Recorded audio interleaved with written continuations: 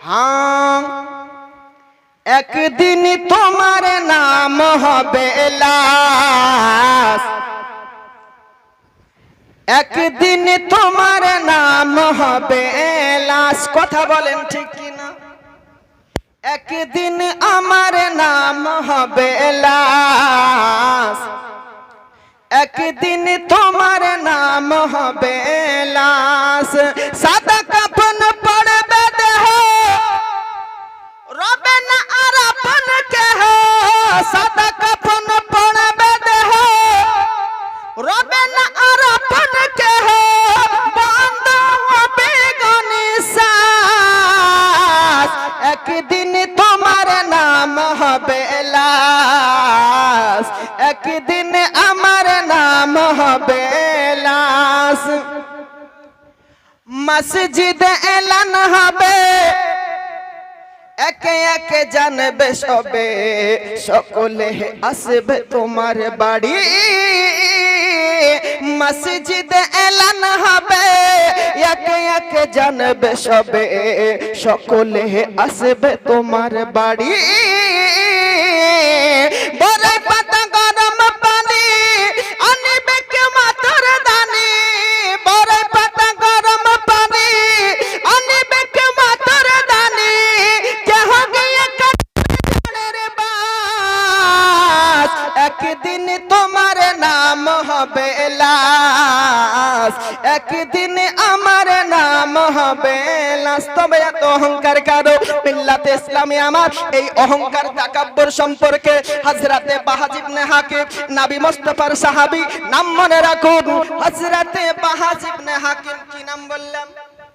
বাহাজ ইবনে হাকিম। হযরতে বাহাজ ইবনে হাকিম রাদিয়াল্লাহু তাআলা আনহু এই হাদিসটা আপন পিতা হতে আপনার শ্রবণ করেছিলেন। এই হাদিসটা হযরতে বাহাজ ইবনে হাকিমের দাদাজান আপন আব্বা হুজুর হতে এই হাদিসটা শ্রবণ করেছিলেন। নবী আমার ইরশাদ করে, জগৎবাসী তোমরা শুনে রেখে দাও, তোমাদের মধ্যে যদি কিঞ্চিত পরিমাণ অহংকার অহমিকা থাকে, ইলো তিক্ত ফল, এত তিক্ত ফল, যে তিক্ত ফল অ্যাকর্ডিং টু মেডিকেল সায়েন্স পৃথিবীর বৈজ্ঞানিকেরা বলতেছে ইলো এমন একটা তিক্ত ফল, এই তিক্ত ফল যেমন মধুর মধ্যে মিশ্রিত করে দিলে মধুর গুণকে নষ্ট করে দেয়, মধুর মিষ্টান্ন ভাবকে আপনার কিনা নিস্তনাবুদ করে দেয়, তদারূপ ওই ইলো তিক্ত ফল মানুষের যেমন আপনার কিনা সুষম খাদ্য মধুকে নষ্ট করে দেয়। কোন বান্দাবান্দির মধ্যে আমার উম্মতের মধ্যে যারা পরিমাণ যদি অহংকার অহমিকা থাকে, ইলো তিক্ত ফল মধু যেমন নষ্ট করে দেয়, ওই রকম মানুষের ইবাদত, ঈমান ও আমালকে অহংকার তাকাব্বুর নষ্ট করে দেয়। তাহলে অহংকার অহমিকা করা যাবে? কথা বলেন। মিল্লাত ইসলামী আমার এইখানে শেষ নাই, চলুন সম্মুখে এগিয়ে নিয়ে যায়। হযরতে হাদিসের রাবি হযরতে আবু হুরায়রা রাদিয়াল্লাহু তাআলা আনহু হাদিস বর্ণনা করেছেন, কোন একদিন নবী আমার আপনার কিনা হযরতে মুসা আলাইহিস সালাম রব্বুল আলামিনের সঙ্গে তুর পাহাড়ে কথোপকথন করার জন্য যখন যেতে আল্লাহ পাক জাল্লা শানাহুকে সম্বোধন করে মুসা কালিমুল্লাহ আলাইহিস সালাম আল্লাহ পাক রব্বুল আলামিনকে জিজ্ঞাসা করেছিলেন, ওগো রব্বুল আলামিন আপনি বলে দিন আপনার সন্নিকটে সবচাইতে কোন ব্যক্তি পছন্দনীয়?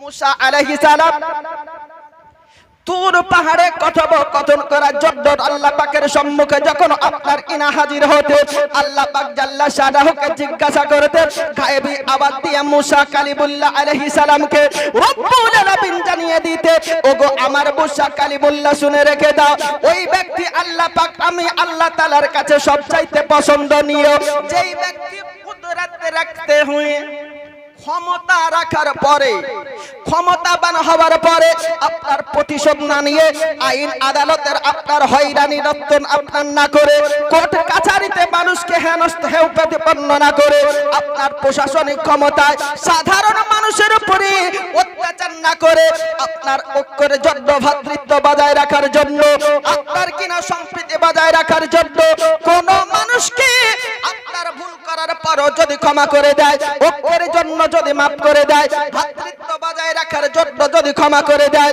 আল্লাহ পাকে জানিয়ে দেয়, ওগো মুসা কালিমুল্লাহ শুনে রেখে দাও, ওই ব্যক্তি আমার কাছে সবচাইতে বেশি পছন্দনীয়। ক্ষমতা থাকার পরে এখন কোন রকম সূত্রে বুঝতে পেরেছে, আপনাদের এলাকায় হয়তো সেটা হয় না, এই প্রশাসনিক থানা বলেন, বিডিও বলেন আর এসডিও বলেন, কোন রকম সূত্রে যদি একটু কানেকশন হয়ে যায় তো গরিব মানুষ দিন আনা দিন খাওয়া পাবলিককে কিছু মনেই করছে না গো। শুনে রাখুন মুসলমান, পৃথিবীর বুকে আপনি যে ক্ষণিক স্থায়ী ক্ষমতার জন্য পাওয়ার দেখাচ্ছেন, আচ্ছা বলুন পৃথিবীর বুকে আপনার কিনা নমরুদ বাদশা এত বড় পাওয়ারফুল বাদশা ছিল, তারপরও তাকে শায়েস্তা করার জন্য কোন আপনার বড় পুলিশকে গাইড করেনি, কোন সেন্ট্রাল ফোর্সকে আপনার নির্বাচিত করেননি। আল্লাহ পাক জাল্লা শানাহু একটা মশা, ক্ষুদ্র প্রাণীকে, কীট পতঙ্গের মধ্যে একটা মশাকে নির্বাচিত করেছিল, তাও আবার ল্যাংড়া মশা, সব্বল নয়, ন্যাংড়া মশা দিয়ে আজকে নমরুদ বাদশাকে নিস্ত নাবুদ করে দিয়েছেন আল্লাহ। মিল্লাত ইসলামী আমার বলার উদ্দেশ্য হলো এই জন্য অহংকার অহমিকা থেকে আপনি দূরে থাকো, নিজের বিবেককে, মনুষ্যত্ব, মানবতাবোধকে হেফাজত করো। মিল্লাত ইসলামী কি নাম রে বাবু? আচ্ছা সুবহানাল্লাহ, তোমার দাদুর নাম কি? আচ্ছা, এই দেখেন একটা বাচ্চা ছেলে দাদুর নামে 500 টাকা দিয়েছেন। সুবহানাল্লাহ, নারায়ে তাকবীর, নারায়ে রিসালাত। এই দেখেন পোতা দাদুর নামে 500 টাকার দাতা, জোরে বলেন জিন্দাবাদ। মিল্লাত ইসলামী হযরতে আপনার কি নাম, সাহাবী রাসূল নবী মুস্তাফার মহব্বতের সাহাবী জানিয়ে দেয়, আজকে জগৎবাসী শুনে রেখে দাও, তোমাদের অন্তরের মধ্যে যদি নাইর দানা পরিমাণ যদি অহংকার অহমিকা থাকে, তোমার নামাজ আজকে কবুল হবে না, রোজা তোমার কবুল হবে না, কুরবানি তোমার আদায় হবে না। যদি অহংকার তাকাব্বুর নিয়ে জগতের বুকে সাধারণ মানুষের উপর যদি অত্যাচার করো, রায়ের দ্বারা পরিমাণ অহংকার তাকাব্বুর নিয়ে পৃথিবীর বুকে যদি তুমি চলাফেরা করো, তোমার আজকে অবস্থান জান্নাতে নয় জাহান্নামে দাখিল হবে।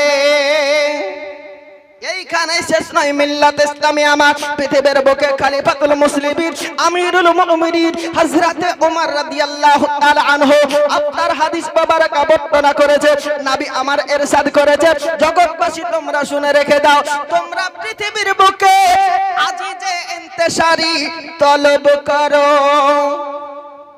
আজিজে ইন্তেশারিটা কি? মস্তক নত করে মানুষের কাছে দ্বারস্থ হওয়া। যেমন ফকির ফকিরি লিবাসে দুয়ারে দুয়ারে ভিক্ষা করতে যায়, দাম্ভিকতা দেখিয়ে নয়। যদি গর্দান উঁচু করে ভিক্ষা যদি কেউ করে, ওই ফকিরকে আপনাদের এলাকায় কেউ ভিক্ষা দেবে না। দেবে?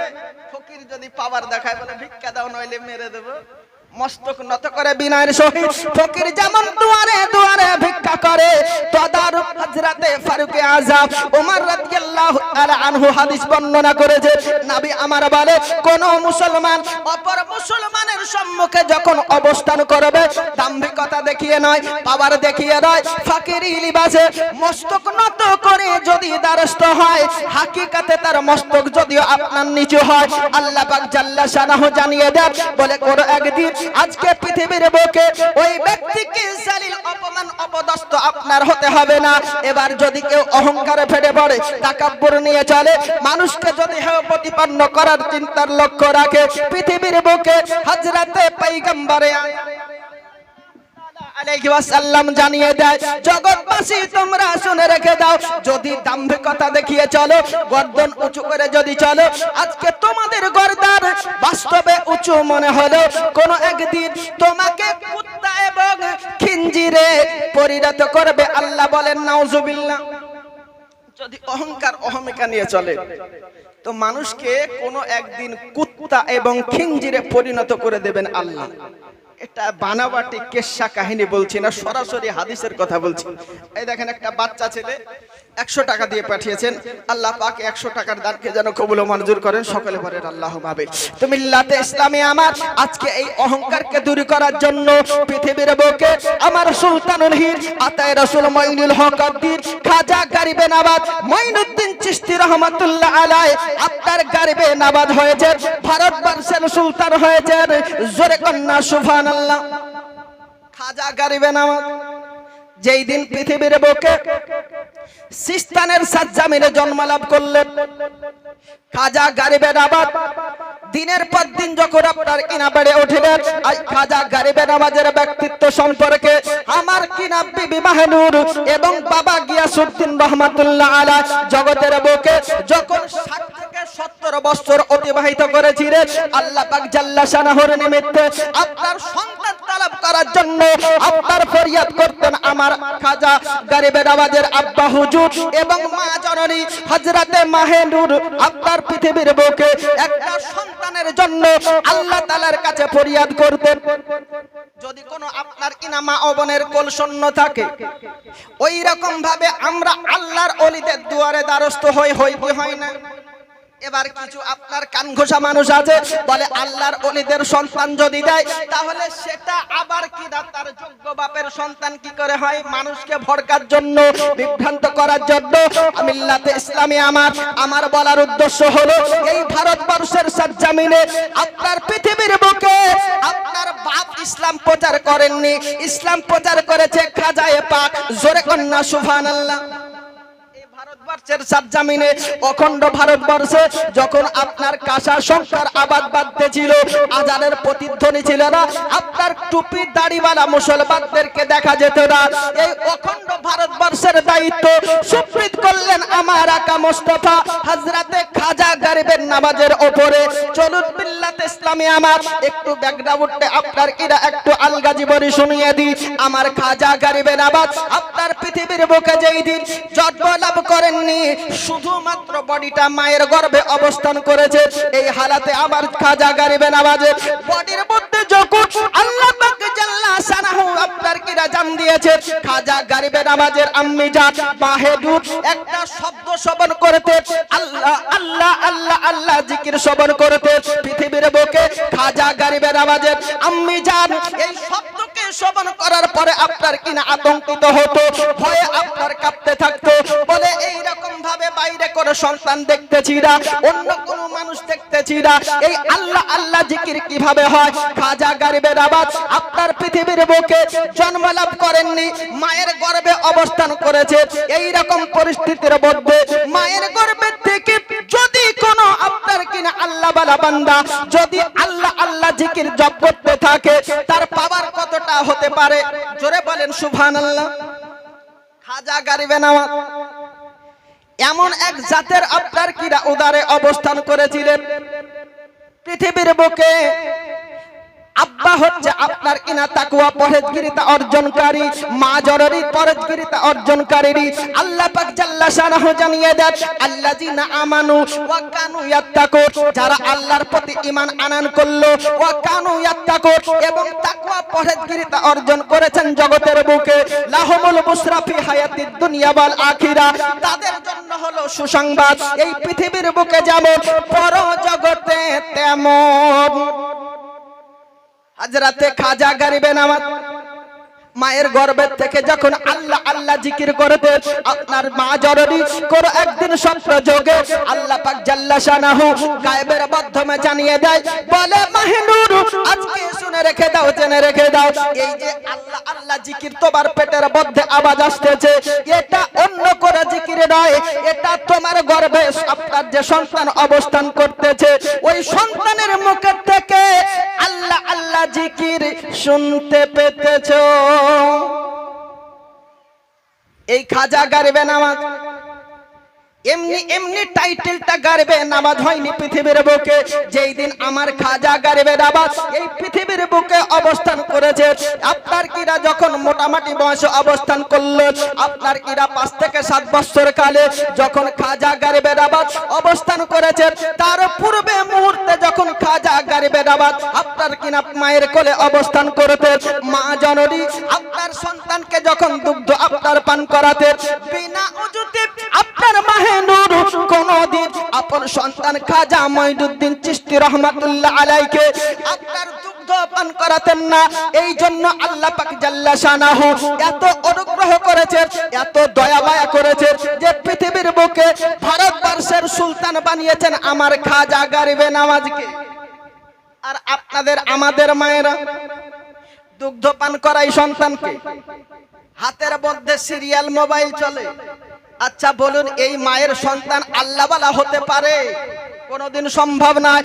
আচ্ছা বলুন, মিল্লাতে ইসলামী আমার খাজা গরিবে নওয়াজকে যখন বিনা ওজুতে আপনার মাহবুব আপনার দুগ্ধ পান করাতেন না পৃথিবীর বুকে, ওই সন্তান কত বড় আল্লাহওয়ালা হতে পারে আপনি একবার চিন্তা করুন। মিল্লাতে ইসলামী এই জন্য পৃথিবীর বুকে আমার খাজা গরিবে নওয়াজ যখন নিজের জবান থেকে সূত্র আপনার পরিপক্ক ভাবে কথা পর্যন্ত যখন বলতে পারতেন না পৃথিবীর সাজ্জামিনে, আমার খাজা গরিবে নওয়াজের সম্মুখে কোনো বাচ্চা বাচ্চি যদি কন্দনরত অবস্থায় আপনার কাড্ডার দোল নেমে আসতো, খাজা গরিবে নওয়াজ ওই সন্তানকে শান্ত করার জন্য মা জননীর সম্মুখে এমন একটা আচরণ আপনার কিরা ধারণ করত, আপনার জবান ফোটেনি, জবানের দ্বারাই কথা বলতে পারতেন না খাজা গরিবে নওয়াজ। সেই সময়কাল থেকে আপনার খাজা গরিবে নওয়াজের সম্মুখে কোনো বাচ্চা বাচ্চি যদি কান্না করত, খাজা গরিবে নওয়াজ সহ্য করতেন না, সহ্য করতে পারতেন না। খাজা মঈনুদ্দিন চিশতি রহমাতুল্লাহ আলাইহি বাচ্চা ছেলে সম্মুখে যদি কেউ কন্দনরত অবস্থায় অবস্থান করতে, আল মিল্লাতে ইসলামী আমার খাজা গরিবে নওয়াজ আপনার মা জননীকে এটাই বোঝাতে চাইতে বলে, মা জননী আমি আজকে তোমার কোলে অবস্থান করতেছি, আমি তো কান্না করিনি, তোমার সম্মুখে যে বাচ্চাটা কান্না করতেছে ওই বাচ্চাটাকে আগে কোলে তুলে নাও, ওই বাচ্চাটাকে আগে শান্ত করে দাও। এই জন্য মিল্লাতে ইসলামী আমার খাজা গরিবে নওয়াজ বাচ্চার থেকে গরিবের নেগাবান হয়েছে, গরিবের সাহারা দিয়েছে। এই জন্য মিল্লাতে ইসলামী আমার খাজা গরিবে নওয়াজের উপরে গোটা ভারতবর্ষকে সুপ্রীত করে দেওয়ার জন্য আমার সুলতানুল হিল সিস্তানের সাজ্জামিনে যখন জন্মগ্রহণ করলেন, কালের কড়াগটিতে যখন যোগ্য বয়সে উপবিষ্ট হলেন, আজকে মদিনা শরীফ জিয়ারত করার জন্য আপনার মক্কা মদিনার সাজ্জামিনে হাজির খাজা গরিবে নওয়াজ। মদিনা শরীফ জিয়ারতের জন্য গিয়েছেন কেন?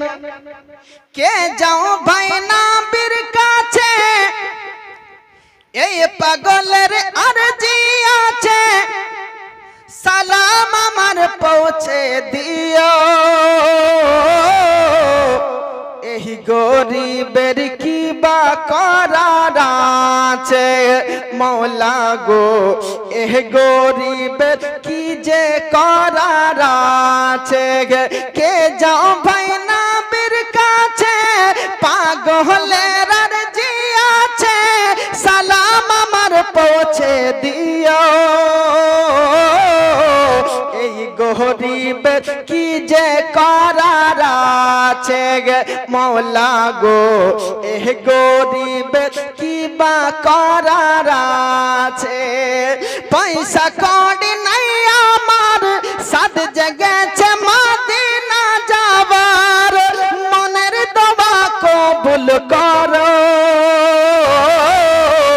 এই গরিবের কি যে করার আছে, মওলা গো এই গরিবের কি বা করার আছে। জোরে কন্যা সুবহানাল্লাহ।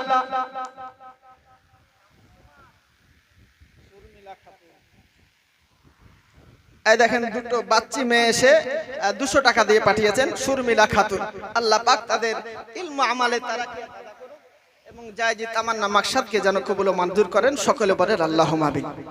তো মিল্লাত ইসলামিয়া খাজা গরিবে নওয়াজ মদিনা শরীফে অবস্থান করবেন। নবী আমার ওনাকে কবুল করেছেন। মদিনা শরীফ অবস্থান করার জন্য অন্তরের মধ্যে নবীর হুব্বে রাসূল হওয়া চাই, নবী মুস্তাফার ইশক মোহাব্বত প্রেম ভালোবাসা থাকা চাই। এই তো কিছুদিন পূর্বে আপনার লিবিয়ার অধীনস্থ একজন ব্যক্তি যার নাম হলো আমর মাহাদি, কি নাম বললাম? আমর মাহাদি আপনার পৃথিবীর সরজমিনে লিবিয়ার অধীনস্থ মানুষ আমর মাহাদি যার নাম আপনার পৃথিবীর বুকে মক্কা মদিনার সরজমিনে হজ উদযাপন করার জন্য এই বছর হজ্জের মৌসুমে হজ আপনার পরিসমাপ্ত করার জন্য এয়ারপোর্টে লিবিয়ার সরজমিনে হাজির হয়েছে আপনার পৃথিবীর বুকে ওই আমর মাহাদি আপনার পাসপোর্টের আইডেন্টি প্রুফের যারা পরিমাণ সমস্যা থাকার কারণবশত আপনার সরকারি কর্মকর্তারা হজরাতে আমর মাহাদিকে যাবার জন্য নিষেধ করেছে। আমর মাহাদি আপনার ইনি হচ্ছেন দিবানায়ে মুস্তাফা খাঁটি রাসূল, এতে কোনো সন্দেহ নাই। মিল্লাতে ইসলামে আমার যার জন্য আজকে পৃথিবীর বুকে উড়ন্ত প্লেন পর্যন্ত একবার নয় একবার নয় বরং দুইবার পর্যন্ত উড়ন্ত প্লেন আমর মাহাদির জন্য ফিরে এসেছে। আমর মাহাদি এটাই চিন্তা করেছিল, আল্লাহ তাআলার প্রতি এত তাওয়াক্কুল করেছেন, আল্লাহ তাআলার উপর ভরসা আস্থা রেখেছে। এই ভরসা আস্থা আজকে আমাদের মধ্যে নাই। আমরা সকাল হলেই কপালে হাত দিই, দিনটা কি করে যাবে ভাই, ঠিক কি না? কপালে হাত দিই, কিন্তু আপনার ফারুকে আজম ওমর রাদিয়াল্লাহু তাআলা আনহু আপনার হাদিস বর্ণনা করে দিয়েছে, নবী আমার জানিয়ে দিলেন আজকে জগৎবাসী তোমরা হতাশা হয় না, চিন্তায় চিন্তিত হয় না। পৃথিবীর বুকে আমি তোমাদেরকে আশরাফুল মাখলুকাত করেছি। আজকে তোমরা শুনে রেখে দাও, জেনে রেখে দাও, চতুষ্পদ জানোয়ার যাব এবং দুই ডানাওয়ালা পাখিরা যাব। সকালবেলা খালি পেটে আপনার কিনা বের হয়ে যায়। আজকে বিশ্ব জগতের সরজমিনে খাবার পানাহার তৃপ্তি সহকারে আপনার পেটটা যখন ভরে যায়, খালি পেটে বের হয়, আল্লাহ তাআলা পেটকে পরিপূর্ণ করে আপনার বাড়ির মধ্যে বাসায় ফিরিয়ে দেয়। আমার বলার উদ্দেশ্য হলো, যদি আপনার কিনা বনের পশু জানোয়ার, উড়ন্ত আসমানের পাখি, লতার বৃক্ষলতা পাতায় অবস্থান করা পশু পাখি পর্যন্ত আল্লাহ তাআলার রিজিক যদি পেয়ে থাকে, আমরা আশরাফুল মাখলুকাত কেন আল্লাহ তাআলার রিজিক পাবো না? এই জন্য এই আস্থা আমাদের প্রতি আপনার কিনা দিন দিন কেটে যাচ্ছে। কিন্তু আস্থা এতই অটুট ছিল, এতই পাকা পোক্তা ঈমান ছিল, আল্লাহ তাআলার উপর আস্থা ছিল। হযরতে আমর মাহাদি, এই আমর মাহাদি এয়ারপোর্টে অবস্থান করেছিলেন, বলে আমার হজ আপনার কিনা উদযাপিত করার জন্য মক্কা মদিনার সরজমিনে জিয়ারত করার জন্য অবস্থান করেছি। এই প্লেন আমাকে নিয়ে আপনার সম্মুখে যাবে না। এটা আমর মাহাদি ওয়েটিং রুমে বসে বসে বলতেছিল। সঙ্গে সঙ্গে আপনার ঘটনাক্রমে দেখা গেল যেই প্লেনটা উড়ন্ত ভাবে উঠতে আরম্ভ করেছে, আপনার সিস্টেমের কোনো গন্ডগোল নাই। প্লেন পিছন যখন করে, পেছন দিকে প্লেন আসতে আপনার ইরা আপনার মজবুরি হয় সম্মুখে যাবার জন্য আপনার প্রস্তুতি দিতে পারে না।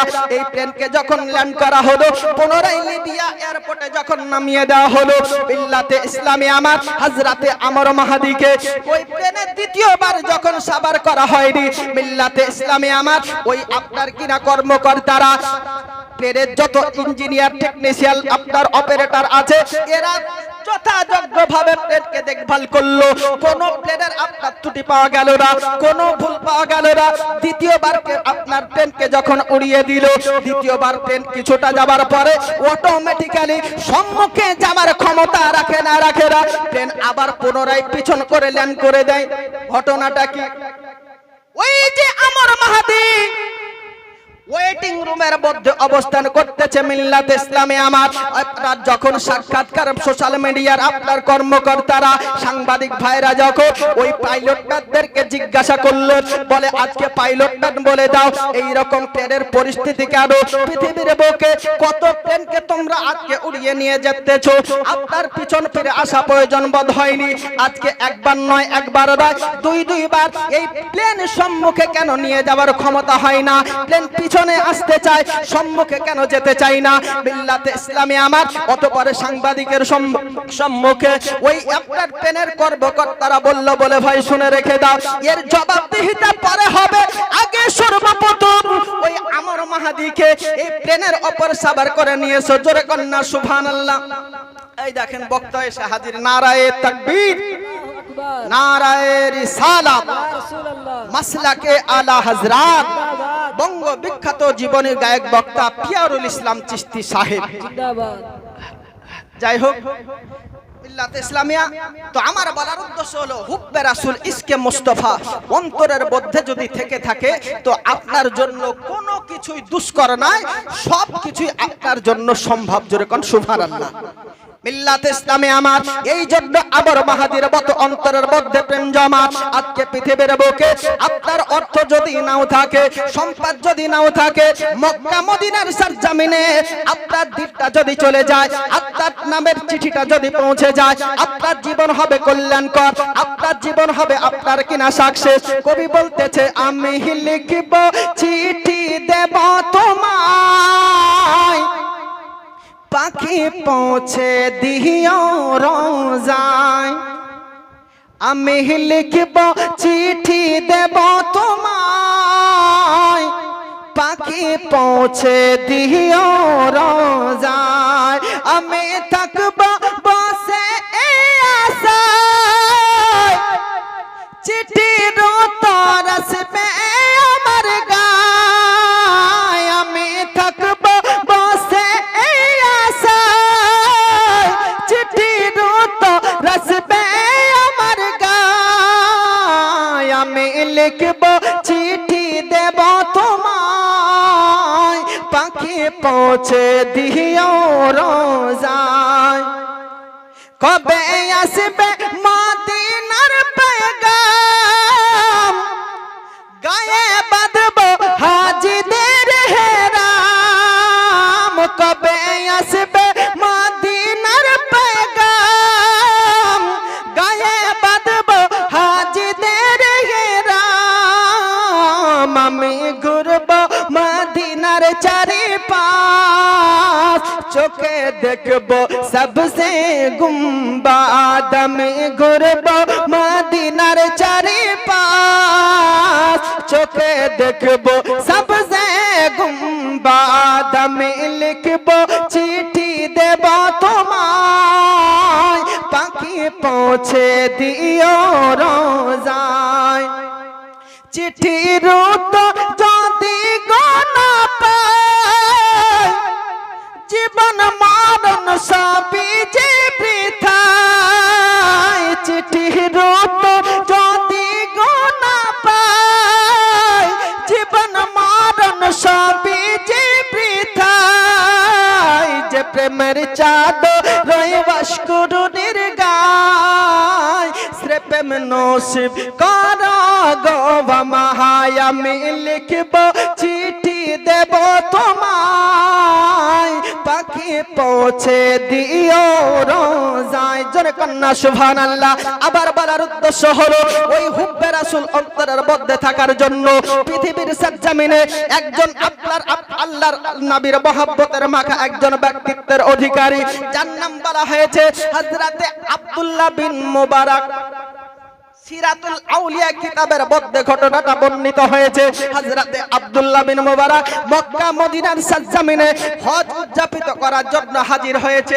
যেই কাবা শরীফকে তপ করলে আপনার কত রহমত হয় জানেন? নবী আমার বলেছেন সিত্তুনা লিত্তাইফিত, কাবা শরীফকে তপ করলে 60টা রহমত হয়।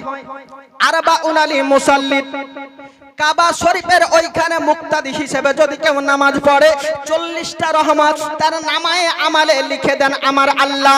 ইসরুন আলী নাজিরিন, ওই আল্লাহর ঘর কাবা শরীফকে খোদার ঘর মনে করে যদি কেউ দর্শন করে দেয়, তার আপনার নামায়ে আমালে 20টা রহমত আল্লাহ তাআলা লিখে দেন। জোরে কন্না সুবহানাল্লাহ। তাহলে তপ করার জন্য 60টা, আর নামাজ পড়ার জন্য 40টা, আর দর্শন করার জন্য 20টা, 120টা রহমত।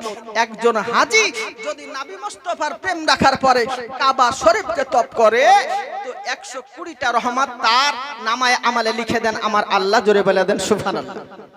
যে কাবা শরীফ কিয়ামত সংগঠিত হওয়ার পূর্বে উত্তম সাজে সুসজ্জিত হয়ে নবী মুস্তাফার রওজায়ে আকদাসের সম্মুখে হাজির হবে। হাজির হওয়ার পরে রাসূল পাক সাল্লাল্লাহু তাআলা আলাইহি ওয়াসাল্লামকে সালাম প্রদর্শন করবেন, আসসালামু আলাইকা ইয়া মুহাম্মাদিন। মুহাম্মদ সাল্লাল্লাহু তাআলা আলাইহি ওয়াসাল্লামকে সালাম প্রদর্শন করবেন। নবী আমার সশরীরে জিন্দা নবী পয়গম্বর, হায়াতুন নবী পয়গম্বর আপন রওজা শরীফ থেকে কাবা শরীফের সালামের জবাব দিবেন। জোরে বলে দেন সুবহানাল্লাহ। সেই নবী মুস্তাফাকে আমরা যেন ভালোবাসতে পারি, সেই প্রেম সেই ভালোবাসা যেই প্রেম হযরতে আব্দুল্লাহ বিন মুবারক আপনারা ভালোবেসেছিলেন। মক্কা মদিনার সরজমিনে হাজির হয়েছে, আল্লাহর পক্ষ থেকে দুইজন ফেরেশতা এসে হাজির। আব্দুল্লাহ বিন মুবারকের সম্মুখে কথোপকথন করতে আরম্ভ করেছে, বলে ভাই আজকে বলে দাও এই বছর কত হাজি হজ উদযাপিত করার জন্য এই মক্কা মদিনার সরজমিনে এসেছে। আপনার অপর ফেরেশতা বলতেছে 6 লক্ষ পরিমাণ হাজি মক্কা মদিনার সরজমিনে হজ উদযাপিত করার জন্য এসেছে, তার মধ্যে কোন হাজির হজ কবুল হয়নি। 6 লক্ষ হাজির মধ্যে একজনের হাজি আপনার হজ কবুল হয়নি পৃথিবীর সরজমিনে, তবে একজন হাজির হজ আল্লাহ তাআলা কবুল ও মঞ্জুর করেছে।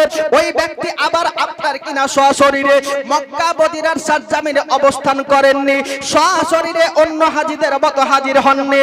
আপনার পৃথিবীর সরজমিনে দামেস্কের অধীনস্থ ব্যক্তি আপনার কিনা ছিলেন, ওনার নাম বলা হয়েছে হযরতে আলী বিন মুআফিক। কি নাম বললাম?